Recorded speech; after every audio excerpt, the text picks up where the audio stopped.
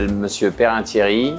Je suis pâtissier à Castres depuis 20 ans. J'ai commencé le métier en tant que boulanger dans une affaire familiale que mon père tenait dans l'Est de la France. L'envie de la pâtisserie, c'est mon frère qui me l'a plus ou moins transmis, car lui, il était pâtissier.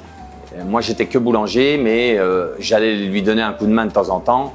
Et je me suis vite aperçu que c'était beaucoup plus vaste le domaine de la pâtisserie. La confection des gâteaux, des petits gâteaux, c'était beaucoup plus vaste. Le chocolat, le sucre, tout ça, c'était un monde beaucoup plus vaste que la boulangerie qui, surtout à l'époque, était quand même essentiellement basée sur du pain et un peu de viennoiserie, quoi.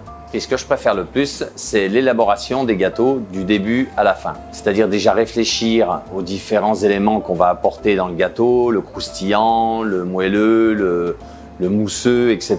Le montage de l'entremet.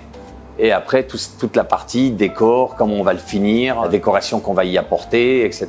Mon gâteau préféré, c'est les gâteaux qui sont très simples. Moi, un bon Saint-Honoré, j'adore ça, quoi. Ça reste simple, c'est une crème, une pâte à choux, la pâte feuilletée croustillante, le caramel sur les choux. C'est très simple, mais si c'est bien monté, que c'est bien fait, c'est très bon. Je forme un apprenti tous les 2 ans. Nous, c'est ce qu'on aime, hein. On aime, c'est former, c'est transmettre. Moi, je leur dis toujours, allez chez quelqu'un d'autre. Ça vous permet de voir autre chose. Nous, on ne fait pas tous les gâteaux de la France, hein. Il y en a certains qu'on ne fait pas. Et puis, il y a des gens qui travaillent autrement que moi. Ça permet de voir...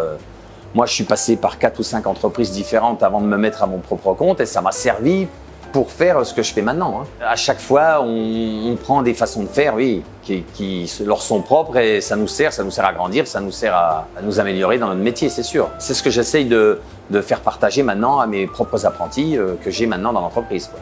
Moi, j'ai besoin d'avoir la clientèle en face de moi ou quand j'y suis pas, d'avoir ma femme, Annabelle, qui me fait remonter les envies des clients ou les mécontentements, ou voilà. Et puis ça me permet de voir aussi au niveau de l'emballage derrière comment on va pouvoir l'emballer, comment on va pouvoir le faire. Des fois, des décors qu'on fait sur certains gâteaux et de se dire bah tiens, on devrait pas faire comme ça parce que là ça va pas arriver correctement chez le client. Et c'est vrai que d'avoir le client en face, de me dire ce qu'il a pensé ou ce qu'il en pense, je trouve que c'est très important aussi. On a une clientèle qui viennent tous les dimanches prendre leurs 2 petits gâteaux. Alors souvent ils me font rire parce qu'ils prennent les mêmes.